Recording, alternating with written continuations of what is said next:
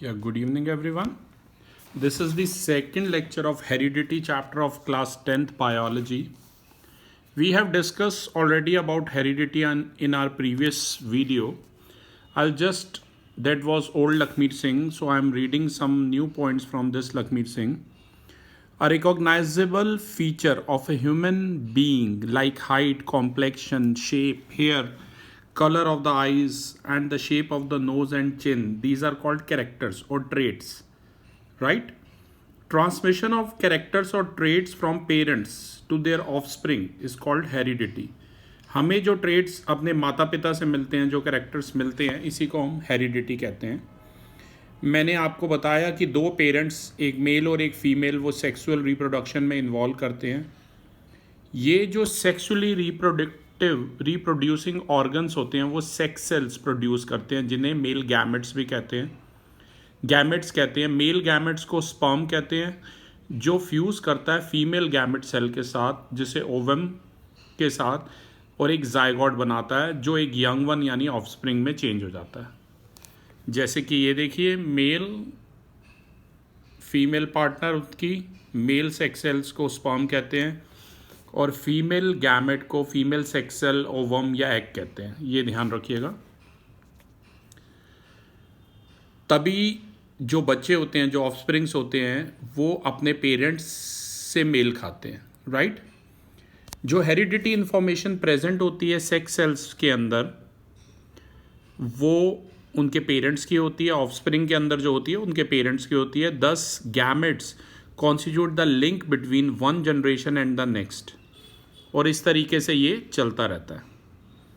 अब वेरिएशन, हमें पता है जितने भी ऑफस्प्रिंग हैं वो अपने ट्रेट्स, अपने कैरेक्टरिस्टिक्स अपने पेरेंट्स से लेते हैं, और काफ़ी मामलों में वो उनसे रिजेंबल भी करते हैं. लेकिन ये रिजेंबलेंस हर तरीके से कंप्लीट नहीं होती. ऑफस्प्रिंग पूरा का पूरा एक ट्रू कॉपी नहीं होते पेरेंट्स की. कल भी मैंने आपको बताया था कि कोई भी दो इंडिविजुअल एग्जैक्टली सेम नहीं होते. अगर वो दो ट्विंस दिखने में सेम भी हैं तो बिहेवियर वाइज और काफ़ी चीज़ों में वो अलग भी होंगे, राइट. कुछ उनके अपने भी ट्रेट्स होंगे. यही जो डिफरेंस होता है बेटा, इसी डिफरेंस को हम क्या कहते हैं? वेरिएशन कहते हैं, राइट. तो बायोलॉजिकल पॉइंट ऑफ व्यू से वेरिएशन क्या है? Variation is the occurrence of differences among the individual of a species.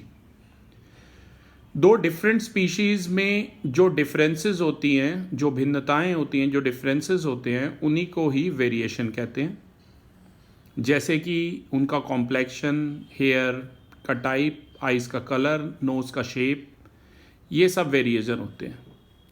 Human की जो हाइट है वो एक ऐसा ट्रेट है जो वेरिएशन शो करता है, अलाउ करता है. और ऐसा इसलिए होता है क्योंकि कई लोग ज़्यादा टॉल होते हैं, कई कम टॉल होते हैं, राइट. अब मैं आपको कुछ और एग्जांपल देना चाहूँगा वेरिएशंस के ह्यूमन बीइंग के अंदर. थोड़ा जूम इन करना है यहाँ पर. थोड़े से और एग्जांपल से मैं समझाना चाहूँगा इस चीज़ को. जैसे कि हमारे ईयर्स, जो लोएस्ट पार्ट है ईयर का, ये जो देख रहे हैं आप, इसे ईयर लॉब कहते हैं, राइट. कई लोगों में ये जो ईयर लॉब होता है ये हैंगिंग उसमें होता है, राइट. और कईयों में फ्री होता है ईयर लॉब. ये देखिए, ये फ्री है ईयर लॉब, जैसे मेरा भी फ्री है, अगर दिखाएंगे तो श्योर है, ठीक है. कईयों में ऐसे ये फ्री होता है और कईयों में ये ऐसे देखिए जुड़ा हुआ है, अटैच है, राइट. मेरा फ्री ईयर लॉब है. कई लोगों में ईयर लॉब हैंगिंग होता है, उसे फ्री ईयर लॉब कहते हैं, जैसे कि ये देख रहे हैं आप. और कई लोगों में यही ईयर लॉब जो होता है क्लोजली अटैच होता है, जैसे कि देख सकते हैं आप यहाँ पर क्लोजली अटैच है, राइट. इसे अटैच ईयर लॉब कहते हैं. तो कई लोगों में फ्री ईयर लॉब्स है और कईयों में जो है अटैच ईयर लॉब्स है. जो फ्री ईयर लॉब्स और अटैच ईयर लॉब्स हैं, ये वेरिएशन के ही ह्यूमन पॉपुलेशन के अंदर दो एग्जाम्पल हैं. कुछ इस तरह की वेरिएशन प्रोड्यूस होती है एसेक्सुअल रिप्रोडक्शन में, पर वो बहुत ही छोटी होती है. ऐसी जो नंबर ऑफ वेरिएशंस होती हैं सेक्सुअल रिप्रोडक्शन के अंदर, वो काफ़ी ज़्यादा आती हैं. जैसे शुगर केन प्लांट्स, गन्ने के प्लांट्स की बात करें तो वो एसेक्सुअल रिप्रोडक्शन के द्वारा, हम शुगर केन के फील्ड को अगर ऑब्जर्व करेंगे तो हमें उसमें काफ़ी कम वेरिएशन मिलेंगी. सारे गन्ने एक जैसा दिखेंगे आपको, राइट. सारे शुगर केन्स एक जैसे दिखेंगे, लेकिन एनिमल्स के अंदर जो रिप्रोड्यूस करते हैं सेक्सुअल रिप्रोडक्शन के द्वारा आपस में मेट करके, काफ़ी सारी वेरिएशंस आपको देखने में मिलेंगी। इन्हीं वेरिएशंस की वजह से ही जो दो ह्यूमन बींग्स होते हैं, चाहे वो ट्विन्स भी हों, वो दिखने में बेशक सेम होते हैं, लेकिन फिर भी काफ़ी सारे ट्रेड्स उनके अलग होते हैं। ये जो वेरिएशन है काफ़ी ज़रूरी है ऑर्गेनिक इवोल्यूशन के लिए। एक्यूमुलेशन ऑफ वेरिएशन, वेरिएशन का जमा हो जाना। The reproduction of organism produce variation, आपको पता है ऑर्गेनिज्म रिप्रोड्यूस होके वेरिएशन पैदा करते हैं। ये जो वेरिएशन ऑर्गेनिजम्स में प्रोड्यूस होती है लगातार हर जनरेशन में चलती रहती है। इसका जो इम्पोर्टेंस है वो तभी होता है जब ये लगातार चलती रहेगी और जो ऑफस्प्रिंग है ट्रेट्स कैरी करता रहेगा अपने पेरेंट्स के, मतलब हमसे हमारे बच्चों में, उनसे उनके बच्चों में, ऐसे चलती रहेंगी। कुछ एग्जाम्पल से आप ये समझेंगे, जैसे कि कोई मान लीजिए कोई बैक्टीरियम है, वो दो बैक्टीरिया प्रोड्यूस कर रहा है बाय एसेक्सुअल रिप्रोडक्शन। फिर हम लेट करेंगे कि उनमें से उन ऑफस्प्रिंग, एक बैक्टीरियम के जो ऑफस्प्रिंग है उसमें कोई वेरिएशन है जिसकी वजह से वो लिटिल हायर टेम्परेचर पे भी सर्वाइव कर सकता है, जबकि दूसरा नहीं कर सकता। तो ये जो वेरिएशन है ज़्यादा हीट रेजिस्टेंस का, ये उस ऑफस्प्रिंग की जनरेशन से दूसरी जनरेशन तक तो पास होता जाएगा, and this will ultimately give rise to a variant of bacteria which will be highly heat resistance। मतलब दो बैक्टीरिया थे, एक जो था हीट रेजिस्टेंट था, एक नहीं था। तो जो हीट रेजिस्टेंट था वो लगातार ये ट्रेट अपने ऑफस्प्रिंग्स को देता गया, अपने बच्चों को देता गया आगे। तो एक जनरेशन ऐसी आएगी अब उस ऑफस्प्रिंग की जो प्रॉपर हीट रेजिस्टेंट होगी और वो हाई टेम्परेचर पे भी सर्वाइव कर पाएगी। सबसे ज़्यादा जो एडवांटेज है वेरिएशन का किसी भी स्पीशी में वो ये होता है कि उसके सर्वाइवल का चांस लगातार चेंज होते हुए एनवायरनमेंट में भी बना रहता है। एग्जाम्पल के तौर पे ये जो एक्यूमुलेशन हुआ हीट रेजिस्टेंट वेरिएशन का ट्रेट में कुछ बैक्टीरिया के अंदर, तो वो इंश्योर करेगा कि अगर टेम्परेचर एनवायरनमेंट में ज़्यादा भी हो गया, गर्मी ज़्यादा पड़ गई, हीट वेव ज़्यादा हुई किसी और रीज़न की वजह से भी, तो भी वो बैक्टीरिया सर्वाइव कर जाएगा। जबकि ऐसा बैक्टीरिया जिसने ये वेरिएशन शो नहीं की थी वो ज़्यादा गर्मी में ये टॉलरेट नहीं कर पाएगा। इससे पहले कि मैं आपको मेंडल के एक्सपेरिमेंट बताऊं, ट्रांसमिशन ऑफ कैरेक्टरिस्टिक्स या उसके ट्रेट्स बताऊं पेरेंट्स से उनके ऑफस्प्रिंग पे, प्रोजेनी भी बोलते हैं ऑफस्प्रिंग को, बच्चों को, हमें ये पता होना चाहिए कई टर्म्स क्या होती हैं, जैसे क्रोमोसोम क्या होता है, जीन क्या होता है, डोमिनेंट जीन क्या होता है, रिसेसिव जीन क्या होता है, जीनोटाइप क्या है, फिनोटाइप F1 जनरेशन क्या है या F2 जनरेशन क्या है। अब ये 1 बाय 1 मैं आपको डिस्क्राइब करूंगा। प्रीवियस वीडियो में भी मैंने आपको बताया था कि क्रोमोसोम जो है एक तरह का थ्रेड लाइक स्ट्रक्चर है जो सेल में मिलता है, सेल के न्यूक्लियस में मिलता है, और बनता किससे है, डीएनए से बनता है, जो जीन कैरी करते हैं। अलग अलग जो ऑर्गेनिज्म हैं उनके डिफरेंट टाइप ऑफ क्रोमोसोम्स हो सकते हैं उनके न्यूक्लियाई में। अब जीन क्या है, ये एक डीएनए की ऐसी यूनिट है क्रोमोसोम पर जो ये गवर्न करता है कि एक प्रोटीन का सिंथेसिस जो कंट्रोल कर रहा है एक पर्टिकुलर कैरेक्टरिस्टिक या ट्रेट को किसी ऑर्गेनिज्म के, इस इंफॉर्मेशन को ये कंट्रोल करता है। थाउजेंड्स ऑफ जीन्स हो सकते हैं किसी भी क्रोमोसोम में जो अलग अलग कैरेक्टरिस्टिक ऑर्गेनिज्म के कैरी कर सकते हैं। कल हमने जीन्स के बारे में नहीं पढ़ा था तो आज पढ़ेंगे अच्छे से। Genes are actually units of heredity which transfer characteristics यानी traits from parent to their offspring during reproduction. Gene जो होते हैं हेरिडिटी ही होते हैं, मतलब जीन्स का मेन काम क्या है कि ट्रेट्स को, कैरेक्टरिस्टिक्स को ट्रांसफर करना पेरेंट से उनके ऑफस्प्रिंग पर, उनकी नेक्स्ट जनरेशन तक रिप्रोडक्शन के दौरान। अब जीन्स हमेशा पेयर्स में वर्क करते हैं। In explanation of heredity genes are represented by letters. Genes control करते हैं सेम कैरेक्टरिस्टिक को and they are given the same letters. यानी कि अगर कोई टॉलनेस के लिए कोई जीन्स रिस्पॉन्सिबल है तो उसे मैं कैपिटल टी से डिनोट करूंगा। अगर कोई जीन ड्वार्फनेस यानी कि शॉर्टनेस के लिए रिस्पॉन्सिबल है तो उसे मैं स्मॉल टी से रिप्रेजेंट करूंगा। तो जो लेटर्स कैपिटल टी और स्मॉल टी हैं ये जस्ट रिप्रेजेंटेशन है। कैपिटल टी लॉन्गनेस के लिए था और स्मॉल टी शॉर्टनेस के लिए था, ड्वार्फनेस के लिए था, ठीक है ना, ये आप ध्यान रखिएगा। इसके अलावा मेंडल ने कुछ एक्सपेरिमेंट किए थे पी प्लांट्स पे ताकि वो इनके कैरेक्टरिस्टिक्स को इनहेरिट कर सके। जो टर्म थी फैक्टर्स वो यूज़ किए गए थे मेंडल्स के एक्सपेरिमेंट में, उन्हें ही जीन्स कहते हैं। यहाँ आप क्रोमोसोम का सेट देख सकते हैं। कल भी मैंने आपको बताया था कि जो एक नॉर्मल सेल होता है ह्यूमन बॉडी का, उसमें 23 पेयर्स ऑफ क्रोमोसोम्स होते हैं, जिसमें से 22 मेल्स में होते हैं और फीमेल्स में, लेकिन जो 23rd पेयर है एक्स और वाई वो सेक्स क्रोमोसोम्स होते हैं, ठीक है ना, मेल में, लेकिन फीमेल के पास सिर्फ एक्स क्रोमोसोम ही होता है। कल भी मैंने आपको ये बताया था।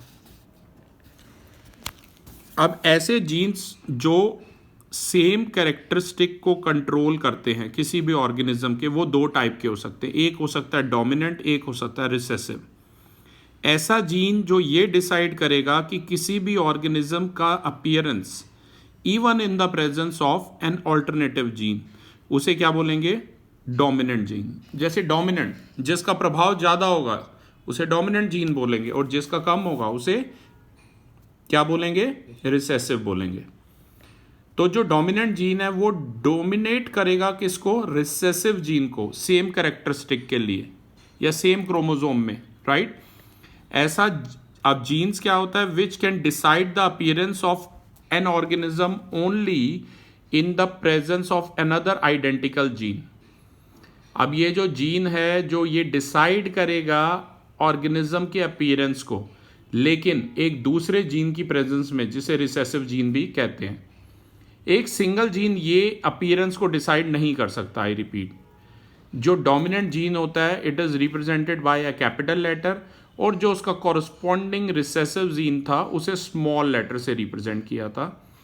एग्जाम्पल के तौर पे जो पी प्लांट है उसका जो डोमिनेंट जीन है टॉलनेस के लिए उसे कैपिटल टी से किया है, और जो ड्वार्फनेस के लिए है, शॉर्टनेस के लिए, उसे स्मॉल टी से किया है। तो अगर जब भी हम इसका जेनेटिक क्रॉस बनाएंगे पी प्लांट का, तो हम कैपिटल टी जो है वो टॉलनेस के लिए और स्मॉल टी जो है वो ड्वार्फनेस के लिए यूज करेंगे। जीनोटाइप ये शो करेगा कि जो जेनेटिक कंट्रीब्यूशन क्या है उस ऑर्गेनिज्म का। सिंपल वर्ड्स में मैं ये बोलूं कि ये डिस्क्रिप्शन है, जीनोटाइप इज द डिस्क्रिप्शन, कि जीन्स के डिस्क्रिप्शन को जीनोटाइप शो करता है किसी भी प्लांट के अंदर। जीनोटाइप हमेशा आपको ऐसे दिखेगा, capital T T, capital T small T, या स्मॉल टी टी, दोनों स्मॉल। यानी कि जो टॉल प्लांट का जीनोटाइप है वो कैपिटल टी भी हो सकता है, अगर एक भी कैप्स में टी है, ठीक है ना, तो कैपिटल टी स्मॉल टी भी हो सकता है। जैसा कि आप पहली इस पिक में देख सकते हैं, ये पिक्चर एक टॉल पी प्लांट को बता रही है जो लेफ्ट साइड पर है, और एक शॉर्ट पी प्लांट को बता रही है जो कि स्मॉल साइड पर है। तो जो लेफ्ट वाला है उसे कैपिटल टी से, और जो स्मॉल वाला है उसे स्मॉल टी से करेंगे। पर रिजल्ट अगर कैपिटल टी आएगा तो भी कैपिटल टी बनेगा, टॉल ही आएगा, और अगर even capital T small T एक भी होगा तो भी टॉल बनेगा। जब दोनों स्मॉल टी आएंगे तब स्मॉल टी बनेगा, ये ध्यान रखना। एक और पिक्चर है जिसमें आप रेड और वाइट कलर के फ्लावर को देख सकते हैं, इसे कहते हैं busy lizzie plant, right. Just like the other characteristics of plants like tallness और ड्वार्फनेस, जो कलर होता है वो भी जीन्स ही कंट्रोल करते हैं। अब याद रखना, जो कैरेक्टरिस्टिक या ट्रेट जो किसी भी ऑर्गेनिज्म के अंदर विजिबल है उसे हम कहते हैं फिनोटाइप। एग्जाम्पल के तौर पे टॉलनेस, ड्वार्फनेस, ये सब फिनोटाइप है। Phenotype of a plant, phenotype of organism is actually the physical characteristic which is determined by its genotype. Example के तौर पे दोनों कैप्स में टी है या एक कैपिटल टी स्मॉल टी है तो रिजल्ट हमेशा टॉल फिनोटाइप ही आएगा, यानी कि, और जब दोनों स्मॉल टी आएंगे तो रिजल्ट आएगा ड्वार्फ फिनोटाइप। ये ध्यान रखना। जब भी कोई दो पेरेंट्स क्रॉस करेंगे, ब्रीड करेंगे ताकि वो प्रोजेनी यानी कि अपने ऑफस्प्रिंग प्रोड्यूस कर सकें, तो उनकी जो प्रोजेनी है, उनके जो ऑफस्प्रिंग है, उन्हें हम बोलेंगे फर्स्ट फिलिलियल जनरेशन। यानी कि F1 जनरेशन। यहाँ पर कैपिटल F जो है फिलिलियल, फिलिलियल का मतलब है प्रोजेनी ऑफ अ क्रॉस, दो पेरेंट्स आपस में मेट करे और उनकी प्रोजेनी, उनके ऑफस्प्रिंग पैदा हुए, उनके बच्चे पैदा हुए। जब फर्स्ट जनरेशन प्रोजेनी क्रॉस करेगी among themselves to produce second generation, तो उसको कहेंगे सेकेंड फिलियल जनरेशन। जैसे हम अपने पेरेंट्स के ऑफस्प्रिंग हैं और जो हमारे बच्चे होंगे उन्हें क्या बोलेंगे, जैसे हमें तो बोलेंगे F1 जनरेशन और हमारे बच्चे कहलाएंगे F2 जनरेशन, राइट। ये ध्यान रखना। तो F1 जनरेशन हमारे पेरेंट्स के हम हो गए F1 जनरेशन, और हमारे जो बच्चे हो गए वो हमारी जनरेशन हो गए, वो F2 जनरेशन हो गए। अब जॉर्ज मेंडल जो थे, ये ऐसे साइंटिस्ट थे, इन्होंने एक सिस्टमैटिक स्टडी बनाई जिसमें इन्होंने इनहेरिटेंस के पैटर्न को स्टडी किया, जिससे कैरेक्टरिस्टिक जो थे वो ट्रांसफ़र हो रहे थे एक जनरेशन से दूसरी जनरेशन तक। इसके लिए उन्होंने क्या किया, पी प्लांट्स को स्टडी किया। पी प्लांट्स का जो बायोलॉजिकल नेम है वो है पाइसम सैटिवियम, जो उनके गार्डन में थे। कई जो कैरेक्टरिस्टिक्स थे पी प्लांट्स के जिनकी ट्रांसमिशन उनके ऑफस्प्रिंग तक पहुंची थी, उन्हें मिस्टर मेंडल ने स्टडी किया कि उनकी हाइट, उनकी length of stem of P plant, या उनकी शेप उनके सीड्स की, या कलर उनके सीड्स का, ये सब क्या था। एक और कंट्रास्टिंग कैरेक्टरिस्टिक जो इन्वेस्टिगेट किया गया था वो थे कलर्स ऑफ देयर फ्लावर्स। अब मेंडल ने क्या किया था बेटा, उन्होंने पी प्लांट चूज़ किए थे ताकि वो इनहेरिटेंस को स्टडी कर सकें, और क्योंकि जो ये पी प्लांट्स थे इनका they had a number of clear cut differences, उनमें काफ़ी अगर कोई डिफरेंस पता लगाना है तो बहुत ईजी था।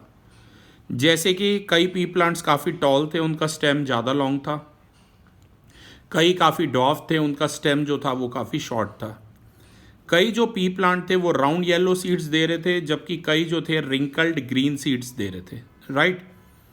एक और भी रीज़न ये था क्योंकि ये सेल्फ पॉलिनेटेड थे, मतलब ये खुद ही अपने ऑफस्प्रिंग, अपनी नेक्स्ट जनरेशन प्रोड्यूस कर सकते थे। और फाइनली मेंडल ने पी प्लांट्स चूज़ किए। अब आप हाइट में देख सकते हैं पी प्लांट की, एक टॉल है, एक ड्वार्फ है, एक राउंड है, एक रिंकल्ड है, ऐसे एक येलो है, एक ग्रीन है, राइट। तो इनके इनहेरिटेंस को स्टडी किया, अभी मैं बताऊंगा आगे कैसे, क्योंकि काफ़ी जो जनरेशन्स थी पी प्लांट की वो प्रोड्यूस की जा सकती थी शॉर्ट टाइम में, और उनकी जो स्टडी थी वो काफ़ी आसान थी then that of animals, right. अब एक नया फॉर्म था प्लांट का जो रिजल्ट कर रहा था cross from a cross of different varieties of a plant, उन्हें हाइब्रिड कहते हैं। जब हम दो पी प्लांट्स को ब्रीड करते हैं having one contrastingly characteristic each to obtain new plant, तो ऐसे प्रोसेस को कहते हैं मोनोहाइब्रिड क्रॉस। मोनोहाइब्रिड क्रॉस के अंदर हम स्टडी करेंगे एक पेयर ऑफ कॉन्ट्रास्टिंग कैरेक्टरिस्टिक, यानी कि टॉलनेस या ड्वार्फनेस को, of P plants by there first generation and bye there second generation progeny. जब हम ब्रीड कराएंगे दो पी प्लांट्स को जिनके दो कॉन्ट्रास्टिंग कैरेक्टरिस्टिक हैं ताकि हम नए प्लांट्स ऑब्टेन कर सकें, तो उसे डाई हाइब्रिड क्रॉस कहते हैं। डाई हाइब्रिड क्रॉस के अंदर हम स्टडी करेंगे the two pairs of contrasting characteristic of P plant को, जैसे कि वो कईयों में वो येलो थे और राउंड थे, और कईयों में रिंकल्ड ग्रीन सीड्स थे, राइट। तो वन बाय वन हम इसे स्टडी करेंगे क्लास। सबसे पहले बात करते हैं कि क्या रूल्स हैं इनहेरिटेंस के, ऑफ ट्रेड्स के, या मेंडल के क्या कंट्रीब्यूशन है। इनहेरिटेंस है क्या? It is the transmission of genetically controlled characteristic from one generation to another generation. ये ट्रांसमिशन है जेनेटिकली कंट्रोल्ड ट्रेड्स का, कैरेक्टरिस्टिक्स का, जो एक जनरेशन से दूसरी जनरेशन तक पास होते हैं। अब हम ये पढ़ेंगे कि मेंडल ने कैसे स्टडी किया इनहेरिटेंस को या ट्रेड्स को और पी प्लांट्स को। इसके लिए हम पहले बात करेंगे मोनोहाइब्रिड इनहेरिटेंस की। और जो जिसमें एक सिंगल कैरेक्टरिस्टिक ही इनहेरिटेड होता है, और इसके बाद हम बात करेंगे डाई हाइब्रिड की, राइट।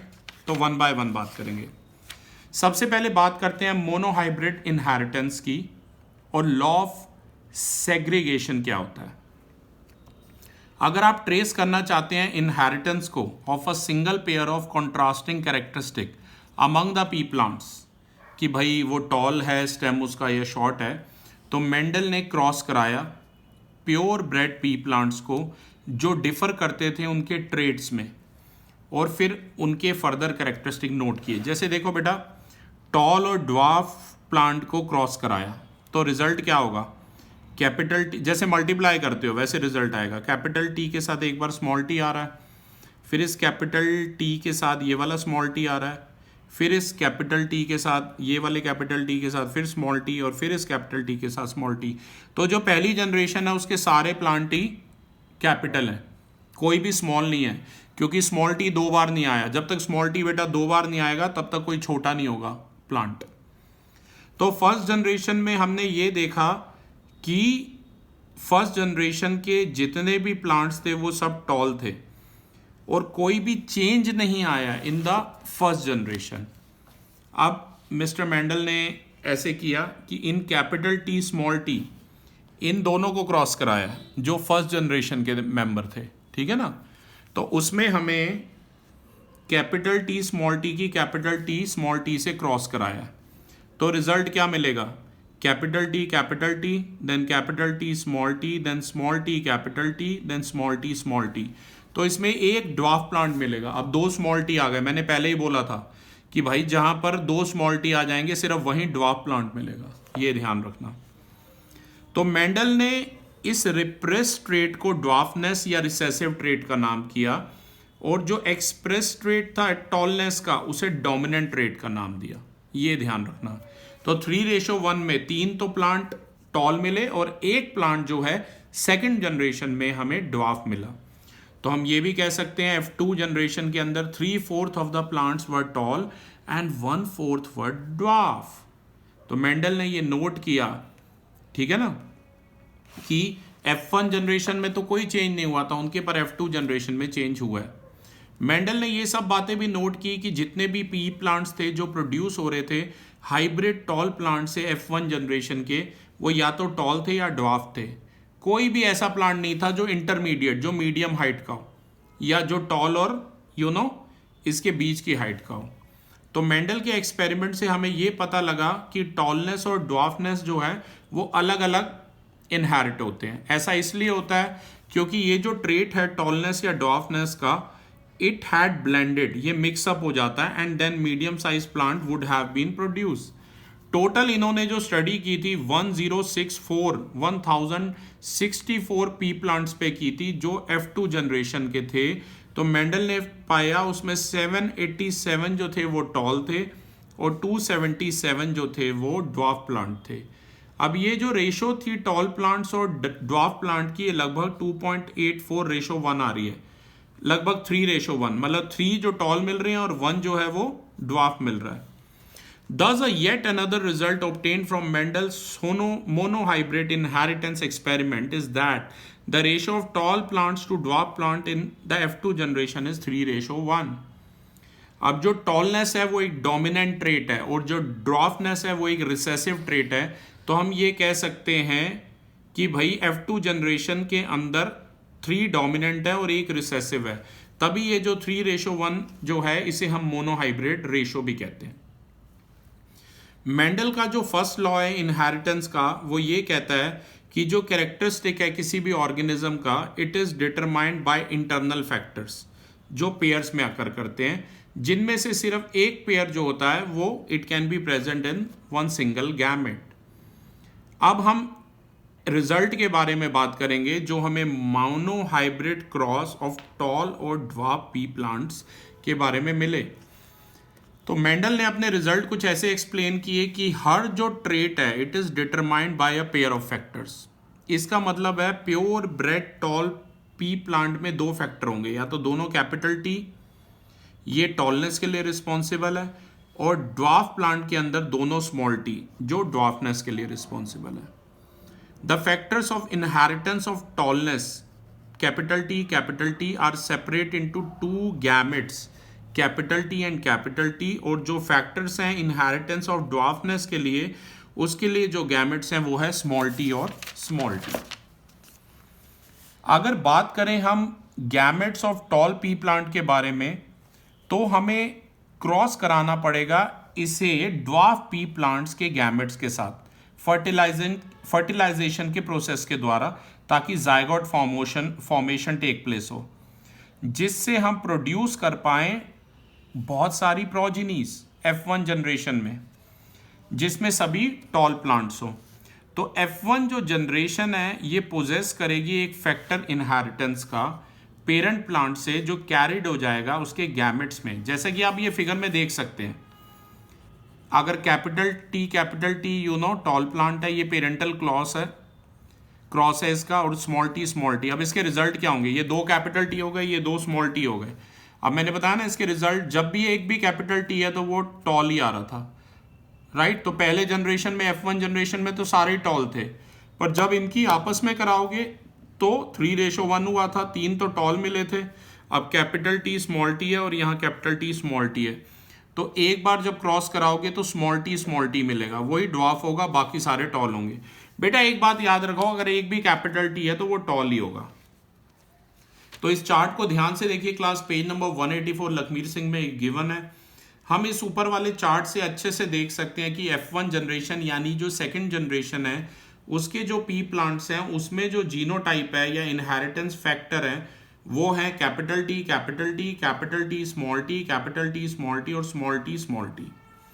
अब जो प्लांट्स हैं उनके अंदर जीनोटाइप्स, ये जो चारों मैंने बताया, अगर एक भी कैपिटल टी है तो वो डोमिनेंट ट्रेट है, टॉलनेस के लिए रिस्पॉन्सिबल है, और स्मॉल टी दो जब आ रहे हैं तो आपको पता है वो ड्वार्फनेस के लिए वो रिसेसिव ट्रेट है, ठीक है ना। यहाँ भी स्मॉल टी आ रहा था पर वो रिसेसिव था, तो जो डोमिनेंट ट्रेट था उसने उसको ओवरकम कर दिया, तभी जो रिजल्ट हमें मिला था 3 टॉल मिले हैं और 1 शॉर्ट मिला है। तो F2 जनरेशन के अंदर एक प्लांट जो है उनका जीनोटाइप है कैपिटल टी, 2 प्लांट जो है उनका जीनोटाइप है कैपिटल टी स्मॉल टी, और जो एक प्लांट है वो है स्मॉल टी। तो अगर आप रेशो निकालेंगे तो ये 1:2:1 आएगा, जूम करके दिखा सकते हैं, राइट। F2 जनरेशन में हमें 3 टॉल प्लांट मिले थे और 1 ड्वार्फ प्लांट मिला था, तो जो फिनोटाइपिक रेशो है मोनोहाइब्रिड क्रॉस में वो 3:1 है। क्लास ये था हमारा सेकंड लेक्चर। नेक्स्ट लेक्चर में हम बात करेंगे डाई हाइब्रिड इनहेरिटेंस और लॉ ऑफ इंडिपेंडेंट असॉर्टमेंट के बारे में। Thank you.